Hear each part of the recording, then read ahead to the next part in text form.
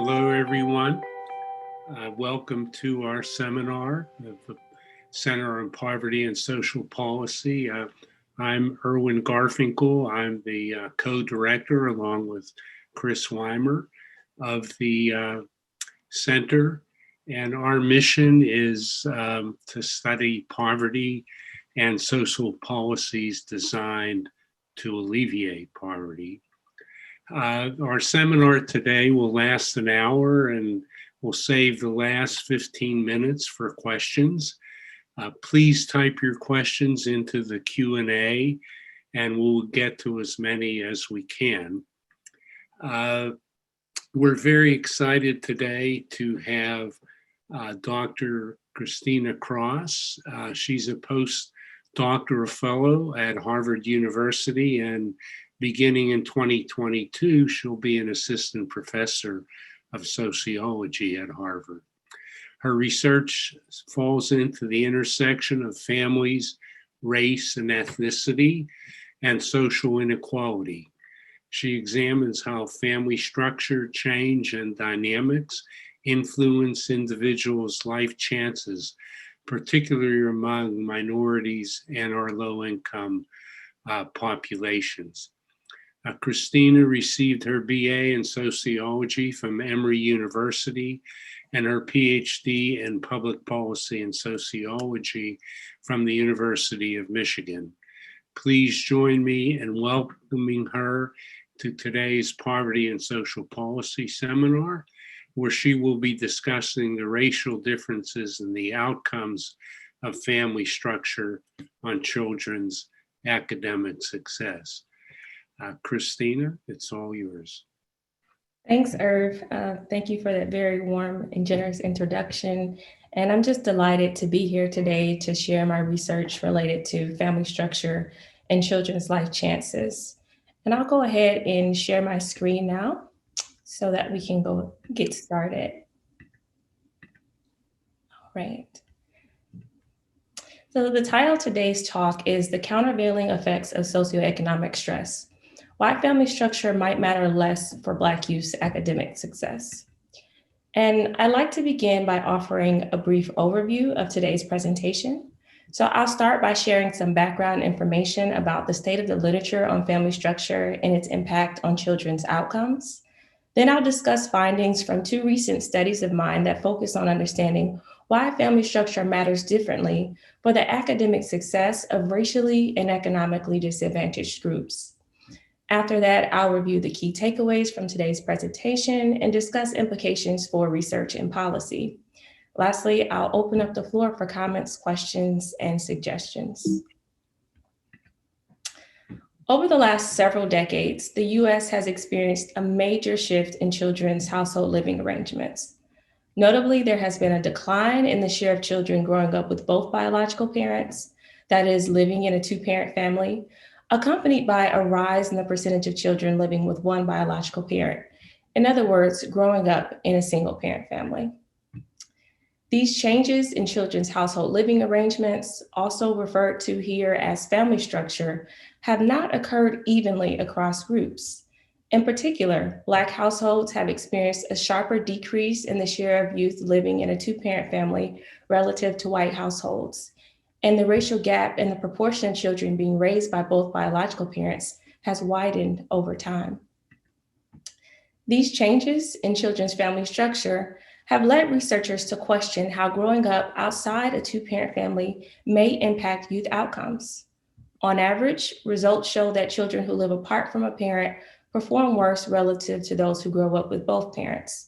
This is evidenced by a rigorous meta-analysis conducted by Amato and Keith in the early 1990s, examining the mean effect sizes of parental divorce on child outcomes. And Amato noted similar negative effects a decade later in his follow-up meta-analysis. Though you might notice that the effect sizes have decreased over time as statistical techniques have advanced and allowed researchers to address issues related to selection and unobserved heterogeneity. Combined, the decline in two-parent families in the US, racial gaps in the share of children living with both biological parents, and the persistent negative effect of living apart from a parent has led some researchers, policymakers, practitioners, and even moral leaders to be concerned that differences in the distribution of family structure across racial groups may exacerbate existing racial inequality in children's life chances. However, I believe that there are a few important considerations to bear in mind before attempting to account for any observed group disparities in youth outcomes as merely a function of family structure. First, it's worth noting that increases in inequality are frequently attributed to family structure without reference to how group differences in family structure are themselves rooted in systemic inequities. That is to say that decisions about who to live with and whether to remain in a particular family structure do not take place in a vacuum. Racial disparities in mass incarceration, employment opportunities, and housing, just to name a few factors, play a role in shaping children's household living arrangements. Second, the two-parent nuclear family is typically treated as the universally appropriate reference category in empirical studies, even as a burgeoning literature points to approaches to household living arrangements that extend beyond the nuclear family, such as living with extended relatives. Lastly, and importantly, a growing body of research has shown that the consequences of living apart from a biological parent are not the same across racial groups. And that's where I'd like to focus our attention today. It's possible that if family structure effects differ by racial group membership, differences in the distribution of family structures across racial lines may not result in increased racial inequalities. And a few studies have shown that the negative consequences of living outside a two-parent family are weaker for children of color than white children. In fact, in the meta-analysis that I previously mentioned, Amato and Keith found that the magnitude of the association between parental divorce and educational attainment was nearly twice that for white children than for Black children. Similarly, in their assessment of family structure effects on children's delinquent behaviors and math scores, Denifone and Kowaleski-Jones found that living with a single parent was associated with worse outcomes for white children, but not their Black peers. Fomby and Cherlin also noted that changes in family structure were associated with worse cognitive outcomes for white children, but not African-American youth. And in a recent causal mediation analysis, Brand and colleagues noted null associations between divorce and educational attainment for children of color. So, prior studies have shown us that the effect of family disruption is, on average, weaker for minoritized youth. However, scholars have noted that the factors explaining these heterogeneous effects remain poorly understood. And more work is needed to determine whether these differences persist across a wider array of outcomes, making this an area ripe for investigation. My recent work helps advance this area in 3 key ways. To begin, I'm one of the first to empirically test hypotheses that have been put forward to account for racial differences in family structure effects.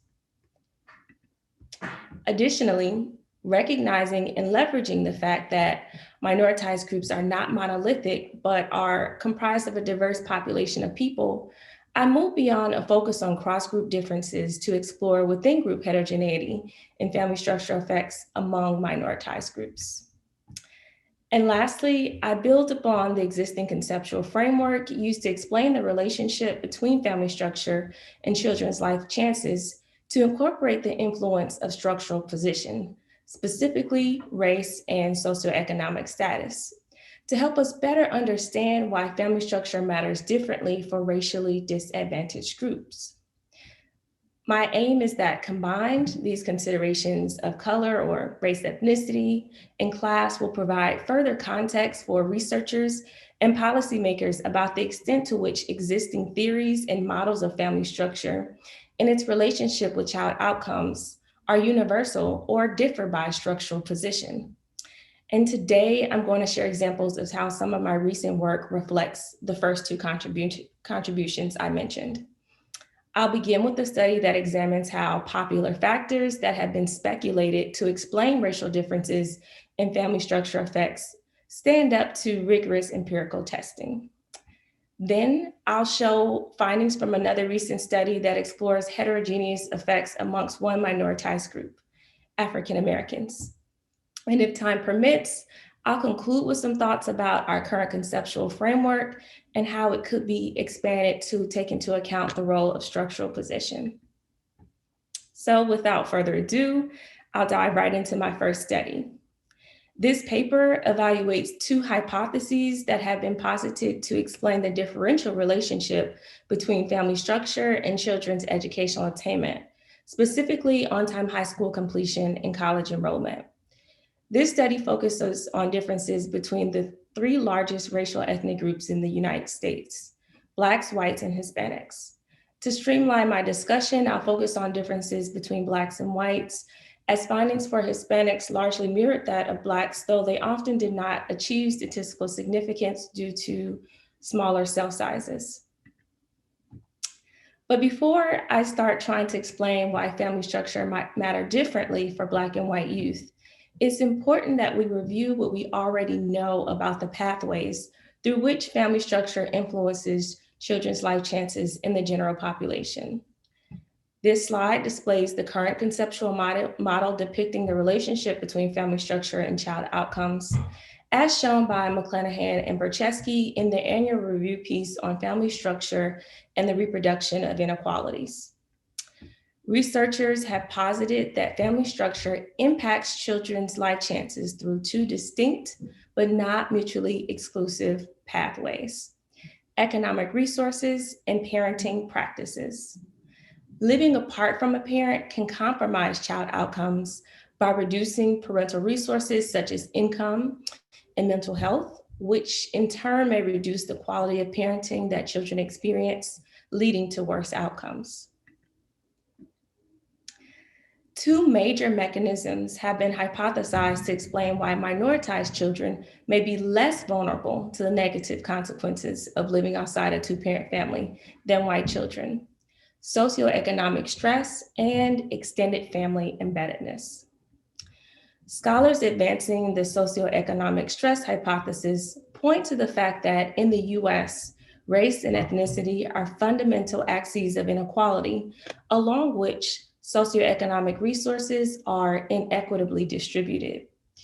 Due to historic and contemporary structural racism, minoritized families on average have access to fewer socioeconomic resources such as income, wealth, and quality neighborhoods than white families.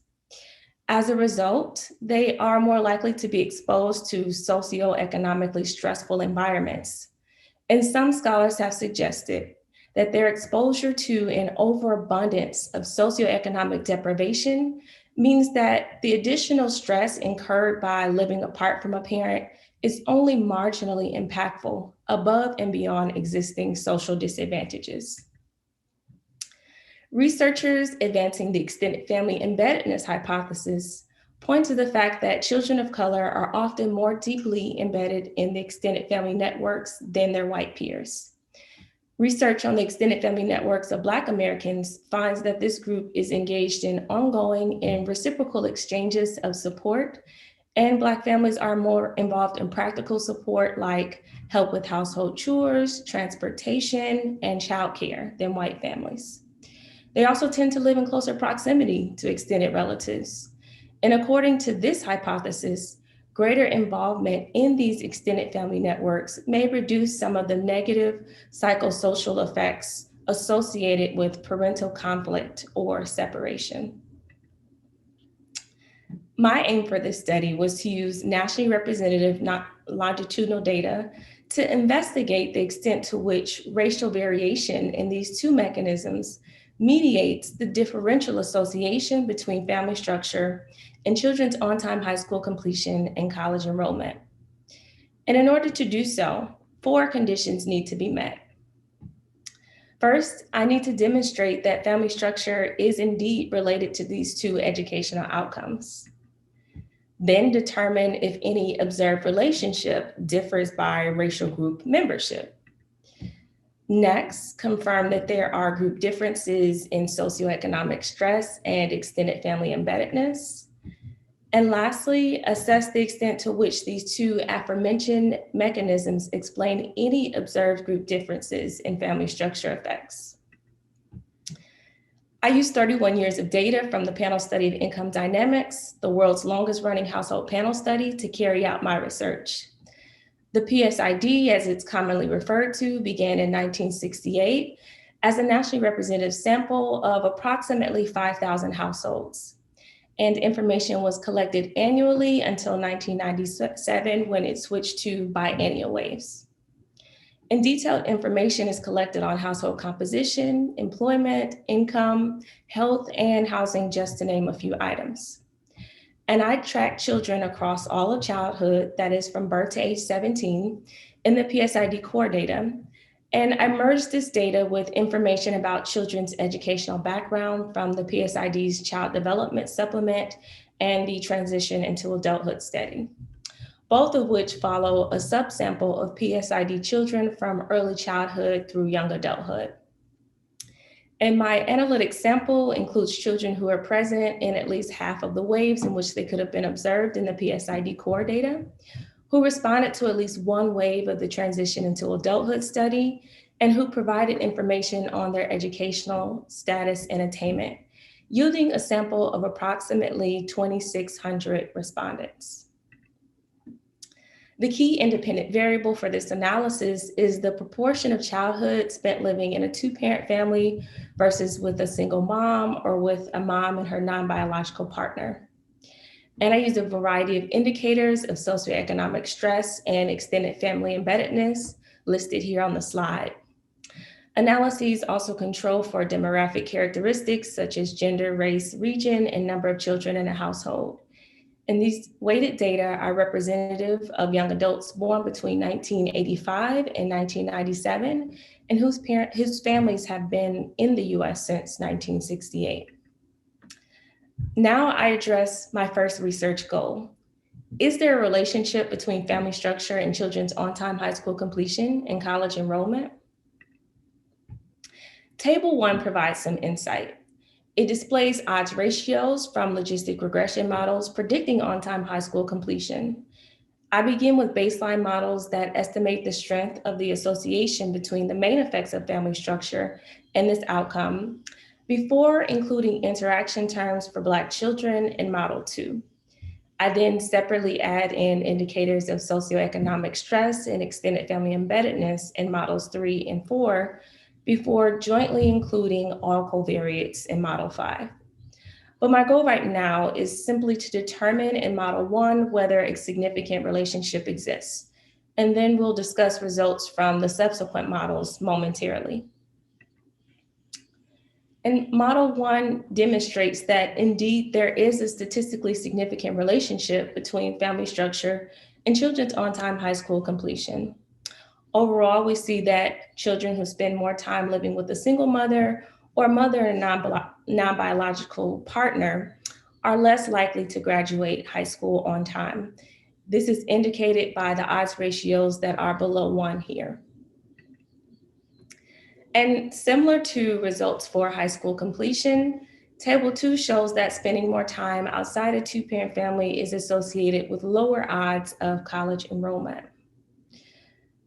But do any of these observed associations actually differ by race? As I mentioned in Model 2 of Table 1, I include interaction terms for family structure and race, and we see that they are highly and positively significant for Black youth, signifying a weaker negative association between family structure and on-time high school completion for this group. And to help us better interpret these interactions, I calculated and graphed the predicted probabilities for each family structure race combination that was statistically significant. And figure 1 here displays these values. It shows that as Black children spend longer periods of time in a single mother family, the change in the slope for the effect of living in this family structure declines less sharply than the change in slope for whites. And this pattern indicates that more time spent in this family structure is less negatively consequential for Black youth. Moreover, this figure reveals that the largest group differences in the likelihood of on-time high school completion are actually observed when the proportion of childhood spent living with a single mother equals 0, as shown here on the slide. In this instance, Black youth were significantly less likely than white youth to experience this outcome. So given that the reference category is a two-parent family, this suggests that the likelihood of completing high school on time was lower for Black youth who lived in a two-parent family than white youth raised in this same family structure. Altogether, figure 1 shows that for Black children compared to white children, additional time spent living with a single mother was less detrimental for on-time high school completion, and living in a two biological parent family was less beneficial. When we consider the family structure race interaction terms for college enrollment, we see that they are not significant. This suggests that the differential association between family structure and educational outcomes may depend on the outcome of interest. Moving on to my third goal, we will explore whether there are racial differences in socioeconomic stress and extended family embeddedness. And table 3 here offers an answer to this question. It shows select sample characteristics by racial group membership. Overall, we see that Black children have access to significantly fewer socioeconomic resources during childhood than their white peers. For instance, the share of white children with mothers who earned a bachelor's degree or higher is more than 2 times greater than the share of Black children with college-educated mothers. And white youth are much more likely to live in a neighborhood that their parents rated as excellent or very good than their Black peers. In terms of extended family embeddedness, Black children on average spent more time living with extended relatives. Additionally, white parents reported significantly lower levels of satisfaction with the amount of practical support received from extended family members than Black parents. In sum, these sample characteristics show that on average, Black children are confronted with more socioeconomic hardship than their white peers, and they lend some evidence to support the assertion that Black youth are more deeply embedded in their extended family networks than white youth. Finally, we arrive at my fourth and final research goal for this study. To what extent do socioeconomic stress and extended family embeddedness explain the differential relationship between family structure and children's educational attainment? Given that the family structure race interaction terms were only significant for on-time high school completion, we will focus our attention here. In the third model of table 1, I added indicators of socioeconomic stress, and we see that the family structure race interaction is no longer statistically significant, indicating that socioeconomic stressors helped explain the differential association between family structure and on-time high school completion. Model 4 included indicators of extended family embeddedness separately. Here, the significance level of the family structure race interaction remains significant. This suggests that indicators of extended family embeddedness explain little of the differential effect of family structure on high school graduation. And when both sets of factors are jointly taken into account in the full model, that is model 5, the main effects for family structure were no longer statistically significant, and neither was the interaction term for Blacks. Thus, combined indicators of socioeconomic stress and extended family embeddedness helped explain the relationship between family structure and high school completion in general, as well as the differential effect of family structure for Black youth. Our results from these logistic regression models tell us whether a relationship exists, if this relationship differs by racial group membership, and whether socioeconomic stress and extended family embeddedness help account for this. They cannot tell us the relative influence of each of these factors in explaining why family structure is less negatively impactful for Black youth. This is because of a rescaling of the logit model that occurs whenever new variables are included, as in models 2 through 5. This introduces attenuation bias in cross-model comparisons of coefficients in nonlinear models. So to address this issue, I use the Carlson-Holman-Brain method for decomposing total effects. In figure 2 displays the percentage change in the average partial effect between the baseline and full models that I showed in table 1. It shows the difference in how much of the variance was explained by family structure before and after taking into account indicators of socioeconomic stress and extended family embeddedness.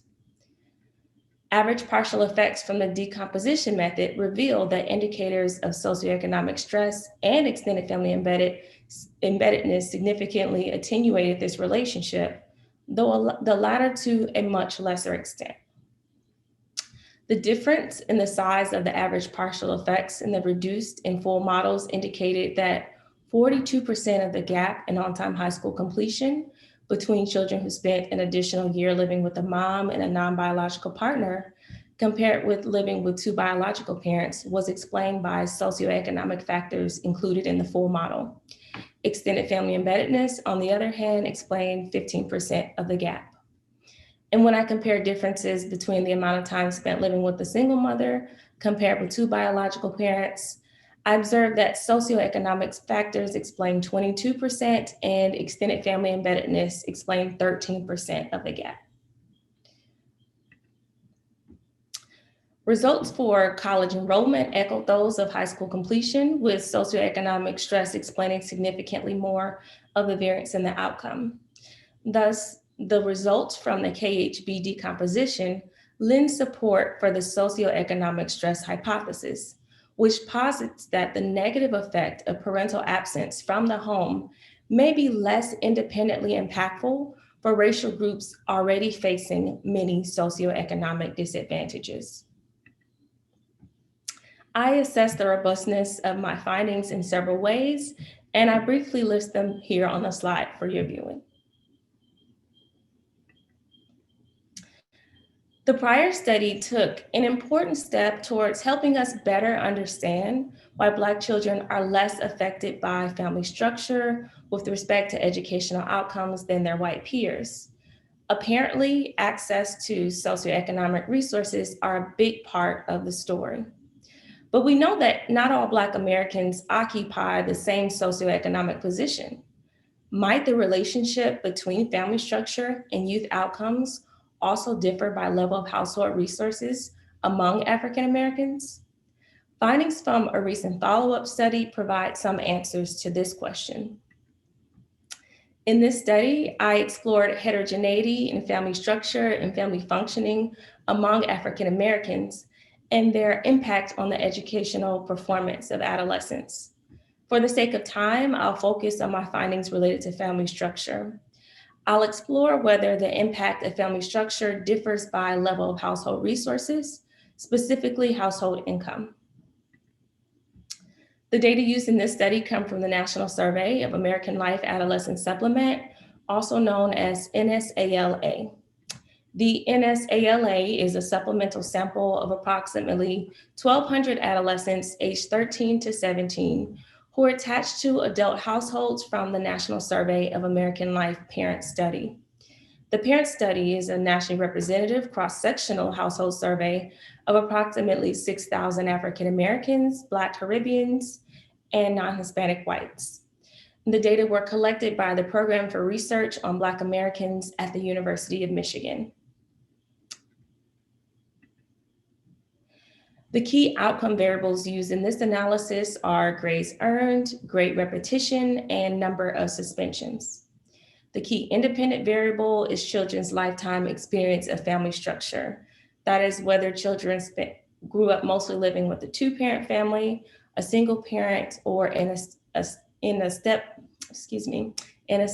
family, or with extended relatives and non-relatives. To explore whether the association between family structure and these academic outcomes differ by household resources, I compare results for adolescents from low, middle, and high income households. Though I'll focus my attention on differences between youth from the low and high income groups, as findings for the middle income group were largely similar to those from the low income group. All controls are listed here on the slide. So now onto my results related to family structure. I asked, does the relationship between family structure and youth's grades, grade repetition, and number of suspensions differ by level of household resources? The short answer to this question is yes. The next three figures provide specific information. Figure 4 displays odds ratios from generalized ordered logit models predicting grades. I treated reported grades as an ordinal variable in line with prior research, and generalized ordered logit models are preferred here over ordinal logistic regression ones because the assumption of proportional odds was violated. A quick way to read this figure is to look at each of the estimated odds ratios, which are represented by the colored dots, and the confidence intervals for the odds ratios represented by the lines connected to the dots. If the black dashed line falls within the confidence interval of the estimate, that factor is not statistically significant. Odds ratios with confidence intervals that are to the right of the black dashed line represent higher predicted odds of earning high grades, and those to the left indicate lower predicted odds of earning high grades. And here we see that family structure is unrelated to earned grades for African American youth from low-income households, but they are associated with earning higher grades for those from high-income households. For these adolescents, being raised in a single parent or step family instead of being raised in a two-parent family is associated with a decrease in the odds of earning mostly C's or B's versus earning failing grades. Now I turn to my results related to grade repetition. Figure 5 shows odds ratios from logistic regression analysis predicting the likelihood of repeating a grade. And we can read figure 5 in the same way that we read figure 4. We see that living apart from a biological parent is associated with an increased likelihood of grade repetition for youth from high-income households, but it is not associated with this outcome for youth from economically disadvantaged households. You might notice that the odds ratio for youth from high-income households who are raised by extended relatives or non-relatives is not shown, and that's because this coefficient was imprecisely estimated due to a small cell size for this group, but I did want to share that the odds ratio was highly and positively significant. Lastly, figure 6 presents results for number of suspensions. The outcome here is a count variable and is skewed towards 0 and has over dispersion. That is, the variance is greater than the mean. So I used negative binomial regression analysis. And similar to figures 4 and 5, we see that family structure is associated with suspensions for adolescents from high-income households. Youth from these families who were raised by a single parent had rates of suspension that are nearly 3 times that of those raised in a two-parent family. And adolescents from high-income households who were raised by extended relatives or non-relatives also had suspension rates that were three times higher than those raised by both parents. So combined, results from figures 4 to 6 demonstrate that family structure is generally not associated with the grades, grade repetition, or number of suspensions of African American youth from economically disadvantaged backgrounds, but they are associated with these same outcomes for youth from well-off families. Findings from these two studies have inspired me to think more deeply about why we are consistently observing small and sometimes null associations for racially and economically disadvantaged groups. Recall that the existing conceptual model posits that economic resources and parenting practices are the two main pathways through which family structure affects child outcomes. While both sets of factors matter, overwhelmingly researchers have found that economic resources are the single most important mechanism. In fact, economists Melissa Kearney and Philip Levine have gone so far as to argue that any observed benefits of living in a married two-parent family depend on resource context. And in a rigorous causal mediation analysis, Jeannie Brand and colleagues found that for white children, a decrease in family income after parental separation explained up to 2/3 of the negative effect of divorce on educational attainment. Although explaining heterogeneity and family structure effects was not the goal of either of these investigations, they highlight the importance of household resources, and they corroborate many of the findings that I presented here today. Given the salience of resource context, it's important to keep in mind that resources are not evenly distributed across the population, as the socioeconomic stress hypothesis pointed out. And so my findings lead me to argue that resource deprivation, shaped in part by one's position in the social hierarchy, operates as a negative countervailing force that offsets the benefits of growing up with two parents, yielding weak or null associations for racially and economically disadvantaged groups. And I'm currently considering how we can leverage existing frameworks to advance the current conceptual model to explicitly account for variation in the relationship between family structure and outcomes for youth. And I'm happy to talk about this more during the Q&A. So to close, I'd like to highlight a few important takeaways from this presentation and discuss implications for research and policy. First, I was able to replicate findings from prior work showing that the consequences of living in a single parent family are less negatively impactful for African American youth outcomes than their white peers. I also found that living in a two-parent family is not equally beneficial for this group. Additionally, I demonstrated that group differences and access to socioeconomic resources helped explain much of this heterogeneous effect.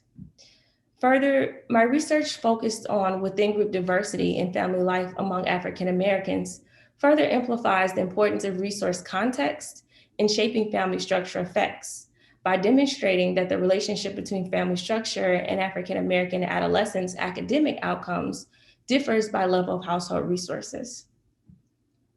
And overall, my findings suggest that family structure has a more limited relationship with African American youth's life chances and the reproduction of racial inequality than previously theorized. And I believe that these findings have import for both research and policy. Historically, mainstream social scientific research on the family has centered the experiences of the white middle class.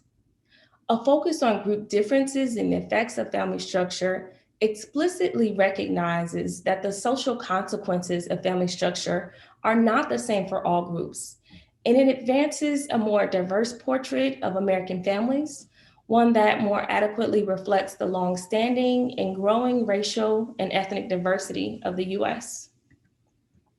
Without attention to group differences in family structure effects, we may overestimate the role of household living arrangements in contributing to the achievement gap or to racial inequality more broadly, which has implications for social policy. Key social welfare programs have sought to improve youth outcomes through the allocation of funds to promote the two-parent family. In fact, 3 of the 4 goals of welfare reform focus on promoting the two-parent family as an important strategy for reducing poverty and promoting child well-being. Given the key role that socioeconomic factors play in mediating the relationship between family structure and children's education, these results call into question whether welfare funds should be diverted to encourage the formation and maintenance of two-parent families rather than being directly spent on alleviating financial hardships for disadvantaged groups. So I'd like to end here by just thanking you all for your time and attention today.